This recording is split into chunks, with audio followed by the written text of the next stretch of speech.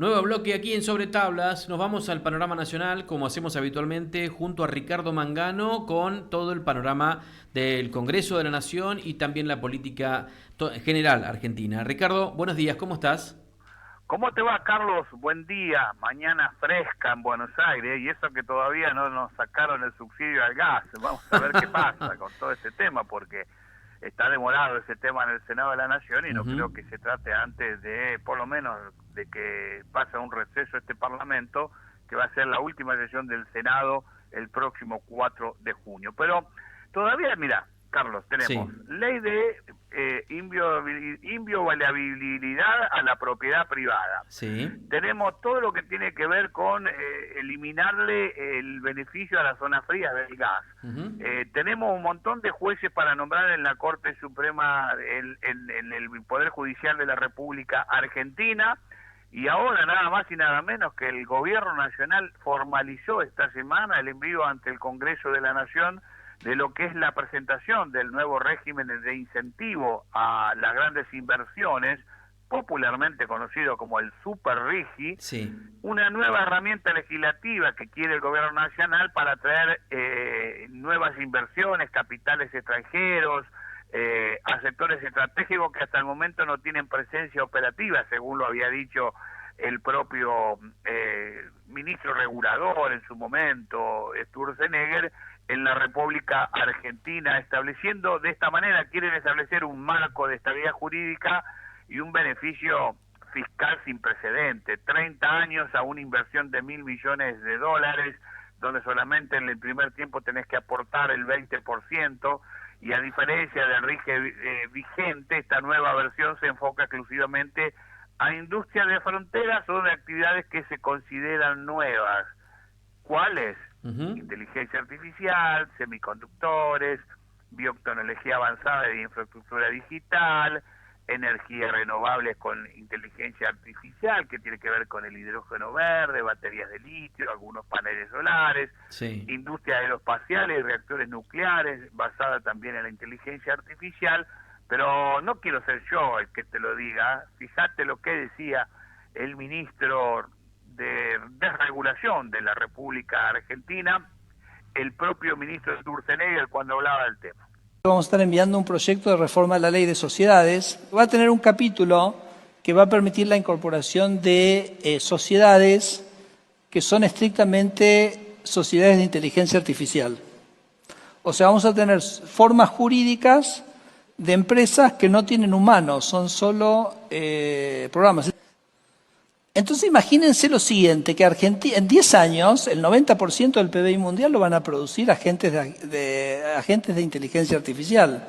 Imagínense que nosotros creáramos el régimen jurídico para que esos agentes de inteligencia artificial se incorporen en Argentina. Entonces Argentina sería un país con 47 millones de habitantes o 50 millones de habitantes y quizás con 500 millones de agentes de inteligencia artificial que estarían ubicados en Argentina, incorporados en Argentina, pero produciendo para todo el mundo y pagando impuestos ¿dónde? Acá. Entonces, si logramos dar en la tecla con esto, logramos hacer Argentina un lugar atractivo para este tipo de programas, básicamente podríamos, en algún sentido, grabar probablemente a una tasa atractiva para que sea acá, pero en realidad casi les diría todo el PBI mundial. Así que bueno, eso es otra de las cosas como simpáticas o divertidas o quizás muy trascendentales o muy transformativas en las que estamos trabajando. Las palabras del ministro Federico Sturzenegger, que lógicamente, que intenta, no es casual, mira, Carlos, la Ujú. semana pasada estuvo el dueño de Palantir Technologies, que Sí, es Peter Peter Thiel. Thiel, estuvo en la Argentina, ya compró una mansión de $12 millones. ¿Quién es o qué es Peter Thiel en el mundo? Es el dueño de una empresa estadounidense, Shockshore, especializada en el análisis de productos que tienen que ver con la inteligencia artificial para la industria de Argentina, para las empresas, para la inteligencia gubernamental. Y qué casualidad que esto se da justo en el marco de que el gobierno nacional ya empieza a trabajar en el Ministerio de Desarrollo Social con el gemelo digital, es decir, ver cómo pueden controlar a todas aquellas personas que tienen algún plan social en la República Argentina con el entrecruzamiento de datos y en definitiva con el manejo de esos datos, que ya fue motivo de presentación de un informe, de un pedido de informe por parte del el diputado Agustín Rossi para que informe al Congreso verdaderamente qué es este gemelo social digital que implementa el Ministerio de Desarrollo Social. Pero como si esto fuera poco, y todavía, dijeron vendedor ambulante, todavía estamos en veremos, el gobierno ya está pensando en enviar al Parlamento Nacional, porque lo van a enviar, vos dirás, pero si Milei dijo que se cortaba un brazo antes de aumentar impuestos, ¿te acordás? Sí, me acuerdo, sí. Que lo decía Milei. Bueno, resulta ser que ahora el acuerdo que llegó a la Argentina y la revisión del acuerdo con la cual Argentina recibió $1.000 millones más de deuda, que quede claro, porque esto no es nada más que otra toma de deuda. Bueno, el FMI viene presionando al gobierno nacional a través de un documento en su artículo 4 que establece que quiere que más trabajadores en la República Argentina empiecen a pagar ganancias. Según lo que dice el informe del Fondo Monetario Internacional, y que el gobierno tendrá que transformarlo en un proyecto de ley que seguramente va a llegar después del Mundial al Parlamento, es que formalmente hoy en la República Argentina solamente hay un 1,8% de los trabajadores que pagan impuestos a las ganancias. Sí. Y el FMI propone y direcciona al gobierno nacional para que llegue al 20% de los asalariados registrados el futuro impuesto a las ganancias, es decir, a la cuarta categoría de los trabajadores formales en la República Argentina, porque según ellos dice esa va a ser la única forma que tenga una base imponible del 0,4 del Producto Bruto Interno, equivalente a unos 3.300 millones de dólares anuales. ¿Cuál es yo quiero recordar un poco lo que pasó con este tema del impuesto a las ganancias, porque cuando en el momento en que Sergio Massa era ministro de Economía y candidato presidencial en el 2023, se impulsó una reforma fuerte que fue acompañado por muchos gobernadores que bajaron del impuesto a las ganancias, es decir, se eliminó la llamada cuarta categoría y se elevó ese piso para empezar a pagar el impuesto a un equivalente a 15 salarios mínimos. En ese momento quedó cerca de 1.700.000 pesos mensuales, hoy está un poco más arriba, casi 2.400.000, y lo cierto es que quedaron afuera 800.000 trabajadores que dejaron de pagar ganancias. Cuando en ese momento se aprobó 135 votos a favor contra 103 en contra, y ocurrió algo que generó un debate político. Javier Milei, que era diputado, votó junto al oficialismo de Massa para aprobar esa reforma. ¿Qué pasó después? Porque el presidente dijo, yo me corto un brazo antes de aumentar un impuesto. Apenas asumió como presidente en el año 2024 y con un paquete fiscal que envió al Parlamento Nacional, volvió a subir el impuesto a la ganancia dentro de la cuarta categoría, argumentando en ese momento que las provincias habían perdido mucha recaudación y que la situación fiscal era crítica. En ese momento, recién empezaba su gobierno, muchos gobernadores acompañaron y se terminó reimplantando ganancias para parte de los trabajadores en la República Argentina, que hoy, como te decía, son 1.800.000 pesos. Sí. 1.800.000 trabajadores. Lo cierto es que ahora lo quieren llevar al 20% de la masa formal de trabajadora, es la propuesta que tiene el propio FMI para el gobierno nacional, que no solamente tiene eso, porque le está proponiendo, entre otras cosas, que también se eleve en la categoría del monotributo, es decir, propone alinearlo en un régimen general, y de todas maneras lo que propone es plantear algún aumento en las categorías, aumentar las cotizaciones de la seguridad social y acercar las alícuotas efectivas del monotributo a las del sistema general. Lo cierto es que en este régimen simplificado tiene actualmente 2.200.000 trabajadores inscritos indirectamente y superan los 4.700.000 trabajadores de adherentes y se contabilizan empleados, jubilados y otros contribuyentes que también facturan bajo esta modalidad. Bueno, veremos qué hace con este tema el propio presidente de la Nación. Y no por menos de informarte, te tengo que decir que también buscan que se eliminen las exenciones del IVA en los alimentos. Es decir, vos sabés que hoy en la Argentina vos tenés beneficios fiscales sobre determinados productos, incluyendo a bienes de la canasta básica que actualmente tributan el 10,5% o en algunos casos están exentos. Bueno, a cambio el organismo plantea al FMI compensar a sectores vulnerables mediante la transferencia directa del Estado, lo cual nunca se va a concretar, y esto implicaría una suba directamente del IVA a algunos elementos esenciales, algunos alimentos también, aunque el fondo sostiene que el esquema actual beneficia también a sectores de ingresos altos, porque si se saca ese beneficio del IVA a los alimentos, muchas personas de sectores altos también lo están recibiendo y resulta ineficientemente desde el punto de vista fiscal. Lógicamente, ¿qué va a hacer el gobierno? Seguramente va a incluir esto dentro de lo que va a ser la reforma impositiva. Y después tenemos una reforma tributaria que también está bastante complicada y que tiene que ver con poder aumentar el impuesto a algunas actividades que tienen que ver con el producto al tabaco, el producto a los cigarrillos, el producto al alcohol, y de esta manera eliminar las cuotas también a estos productos que tienen en la República Argentina un beneficio especial por algunos descuentos de impuestos que había hecho el propio presidente de la Nación o algunos subsidios que había hecho a estas actividades. Pero lo cierto es que lo que quiere el FMI, que seguramente lo va a plantear también el gobierno nacional, es que se mantengan en baja algunos impuestos extorsivos. ¿Cuáles son los impuestos extorsivos? Lo que ya tenemos todos, las que benefician a empresas agroexportadoras, a las petroleras, a las mineras, a las compañías energéticas, es decir, que se eliminen estos impuestos no solamente al sector del agro, sino también al sector minero, a todo lo que tienen las inversiones con grandes empresas, es decir, transferencia a lo más rico, pero aumentarle el impuesto a los más pobres, que son los trabajadores, con el impuesto a las ganancias.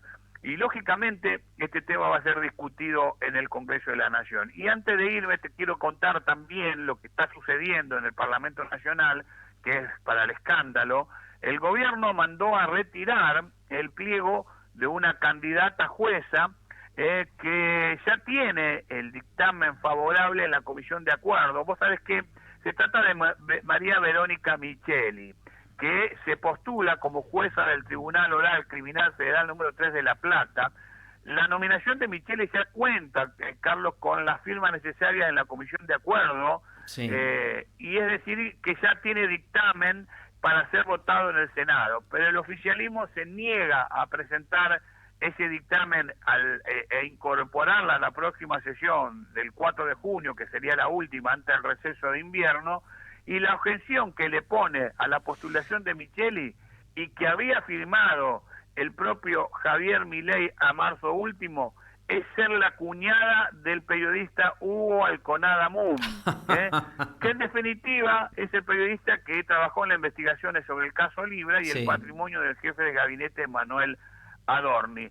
Llama la atención el argumento que plantean, y lo que llama la atención es que en la Comisión de Acuerdo que lleva adelante el presidente Juan Carlos Pagotto, libertario de La Rioja, se niega a presentar el dictamen en el Senado para que sea en definitiva el cuerpo el que avale o no el nombramiento de Micheli. Pero lo que más llama la atención de todo esto, que la propia Micheli venía en un pliego de terna con Juan Carlos Gurenguay y Alejandro Cataña, que habían sido propuestos como camaristas del Foro Penal Económico. Ambos magistrados son jueces en primera instancia del Foro Penal Económico y habían sido objetados por el propio Milei porque en definitiva, Carlos, tenían vínculos con la Asociación del Fútbol Argentino, con Claudio Tapia y su mano derecha, el tesorero Pablo Tobillino. Sí. Sin embargo, ahora ese veto parece haber desaparecido y desde el miércoles pasado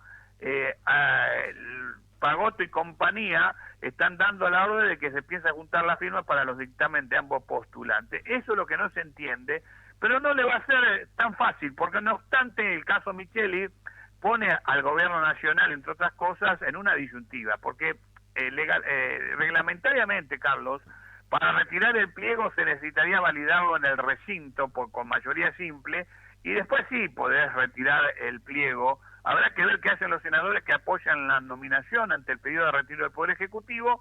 Esto está, digamos, todavía en el aire y veremos qué pasa si se incorpora o no en la próxima sesión del Congreso Nacional, sobre todo de la Cámara Senadores. Perfecto. Desde el tema político, no sé si me querías preguntar algo, Carlos. No, justamente me voy a meter en el tema político y en la mirada que vos me habías anticipado en estos días que íbamos a tener a propósito de el futuro inmediato de la política argentina. Las corrientes de pensamientos e ideológicas, el centro, la izquierda y la derecha, de eso creo que íbamos a hablar. Hay una encuesta del equipo MIDE que realizó un trabajo muy importante con alguna precisión, que crecieron lógicamente en algunas expectativas en la pelea electoral que se definirá voto a voto y piso y techo que tienen hoy los candidatos si fuera hoy la elección presidencial, ¿no? Sí. Lo cierto es que en definitiva esa encuesta habla de que la mayoría de las personas con el mapa electoral hoy estarían hablando de una diferencia de 6 puntos de un candidato sobre otro, con una coalición, una gran coalición en contra de Milei, un 33%, contra un espacio liberal que apoya a Milei de un 26%. Estamos hablando de 6 puntos y estamos hablando nada más que de una diferencia de 7 puntos de esa gran coalición para ganar en primera vuelta. Esta es una encuesta que se llevó adelante y que dice que cuando se habla de partido estamos hablando de las elecciones presidenciales o de espacio, la Libertad Avanza todavía estaría adelante por un 29% contra esto porque se lo divide en kirchnerismo y no kirchnerismo, digo, ¿no? Un 20% del kirchnerismo, un 14% del no kirchnerista. Pero si nos ponemos a hablar que muchas veces el peronismo siempre termina yendo unido, hoy estaría arriba el peronismo con un 32% contra el 29% de la Libertad Avanza. Llama la atención también cómo está Miriam Bregman, tercer lugar, 12%. Pero no quería hablar de esta encuesta, sino de una entrevista exclusiva que hicimos para nuestro medio con el diputado Miguel Ángel Pichetto, que habla de política y que en definitiva también dice qué es lo que debe hacer el peronismo de cara al futuro del 2027. La palabra de Miguel Ángel Pichetto en exclusiva. Pichetto, ¿cómo es eso que no existe más el centro hacia el futuro? No, lo que yo expliqué y vengo desarrollando como propuesta es que el escenario para mí del año 27 presidencial va a tener un componente de fuerte polarización. El espacio del medio, la avenida del medio, la visión que muchas veces también yo he interpretado junto con otros, me parece que se ha diluido y mirando la elección parlamentaria de medio tiempo, ahí se denota indudablemente una pérdida de expectativas de los candidatos que fueron candidatos por el medio, candidatos del espacio federal. Para poner un ejemplo, la imposibilidad de que Florencio Randazzo y Margarita Stolbizer pudieran ser reelectos obedece también a la fragilidad de lo que fue la propuesta del medio o del centro. Me parece que el escenario que viene es un escenario de fuerte polarización con eje, por un lado, en el Partido Justicialista y otros partidos que pueden converger en un frente nacional y un modelo capitalista productivo en contra de un modelo de destrucción masiva de la industria nacional, de pérdida de empleo, y eso es el escenario que yo veo electoralmente. ¿No se ve un escenario de 3/3, digamos, Macri por un lado, Milei y el peronismo? No, yo creo que Macri hoy está trabajando para reconstruir su espacio partidario, el PRO, que era un partido nacional, tratar de darle una identidad. Me parece que eso es positivo o es inteligente, porque de lo contrario a ese espacio se lo absorbe prácticamente, o ya había habido una gran parte de ese espacio que se había pasado a la Libertad Avanza. Así que la tarea de Macri hoy es una tarea de tipo defensiva y de reagrupamiento del PRO como opción política. ¿Y cómo debe definir el peronismo sus candidatos? ¿En interna? En la primaria. El mecanismo de la primaria resuelve el liderazgo.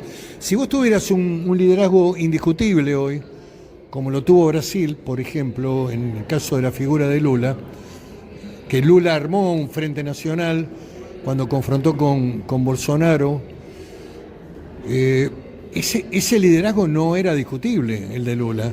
Entonces, eso le permitió a él ir hacia la socialdemocracia con Fernando Henrique Cardoso y también a la derecha llevando un vicepresidente que representaba ideas económicas más liberales y representaba los intereses de San Pablo, y armó un Frente Nacional y lo derrotó a Bolsonaro. Pero acá, en el peronismo hoy, todavía el liderazgo no está definido.